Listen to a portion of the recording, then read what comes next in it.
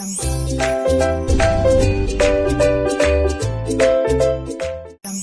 And welcome to my channel. So आज के video में हम डिस्कस करने वाले हैं अबाउट एंजाइम्स। सो एंजाइम क्या होता है एंड उसके कैरेक्टरिस्टिक्स क्या क्या होते हैं, आज हम वो चीज़ डिस्कस करेंगे।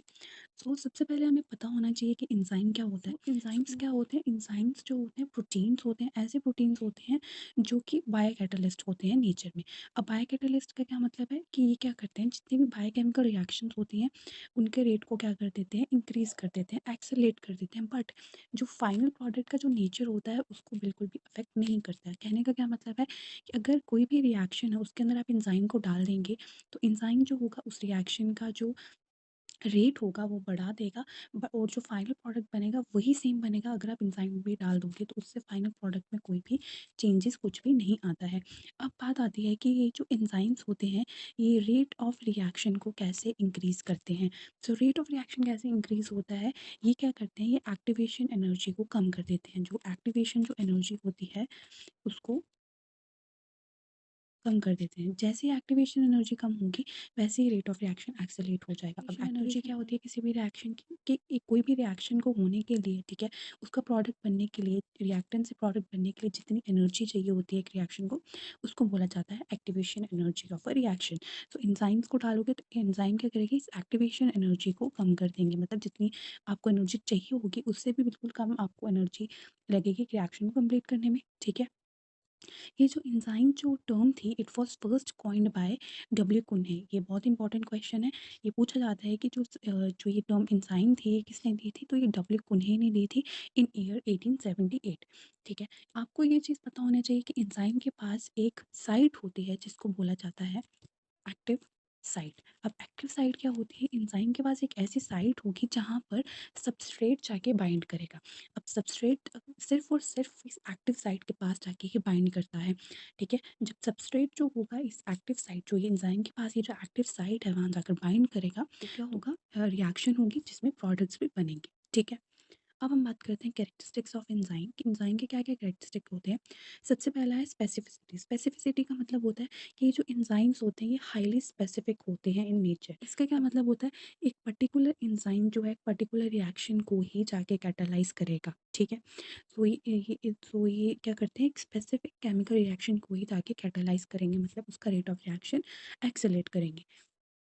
सेकेंड जो प्रॉपर्टी है वो है इसकी, सेकंड जो इसका कैरेक्टरिस्टिक है वो है इसका कैटालिटिक एक्टिविटी, ठीक है। बिल्कुल अगर छोटी सी अमाउंट में भी अगर एंजाइम होगा ना तो ये बहुत लार्ज अमाउंट ऑफ जो कंपाउंड्स होते हैं, मतलब बहुत लार्ज अमाउंट ऑफ जो ये सबस्ट्रेट होते हैं उनको ये क्या कर सकता है, उनको प्रोडक्ट में कन्वर्ट कर सकता है। मतलब बिल्कुल एंजाइम की अगर थोड़ी सी भी अमाउंट होगी, बिल्कुल छोटी सी अमाउंट भी बहुत ज़्यादा हाई अमाउंट में जो कंपाउंड्स होंगे उनको ईजिली प्रोडक्ट में कन्वर्ट कर सकती है, ठीक है।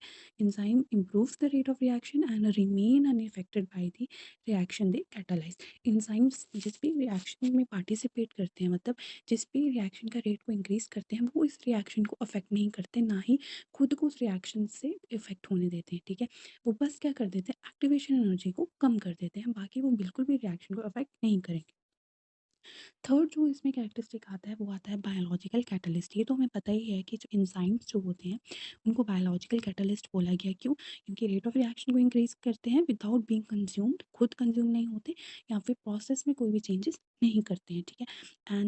एंड सबसे इम्पॉर्टेंट जो इसका एक कैरेक्टरिस्टिक है वो ये है कि they can be used repeatedly. आप ये अलग से पॉइंट लिख लेना, ठीक है, कि इनको हम रीयूज़ कर सकते हैं। एंजाइम कभी भी खुद रिएक्शन में कंज्यूम नहीं होता, तो इसका ये एडवांटेज है कि एंजाइम को आप बार बार आप रीयूज़ कर सकते हो, रिपीटेटिवली इसको आप यूज़ कर सकते हो। नेक्स्ट जो कैरेक्टरिस्टिक है वो है टेम्परेचर एंड पीएच सेंसिटिविटी। अब ये जो एंजाइम्स होते हैं इनका एक ऑप्टिमल टेम्परेचर एंड पीएच होता है जिसपे इनकी जो काम करने की जो एफिशिएंसी होती है बहुत ज़्यादा हाई होती है। मतलब कि अगर इतना पीएच है या इतना टेम्परेचर है तो इस टेम्परेचर या इस पीएच पे ये बहुत ही ज़्यादा इफेक्टिवली एंड एफिशिएंटली काम करेंगे, ठीक है। And outside these optimal conditions enzyme activity can be significantly reduced और डीनेचर्ड।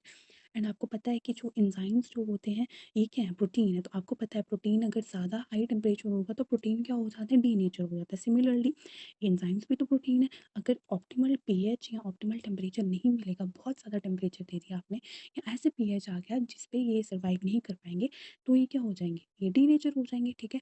एंड अगर एंड ये आपको चीज़ पता है कि अगर एक प्रोटीन अगर डीनेचर हो गया तो वो परमानेंटली डैमेज हो जाएगा, फिर वो किसी भी काम का नहीं रहेगा।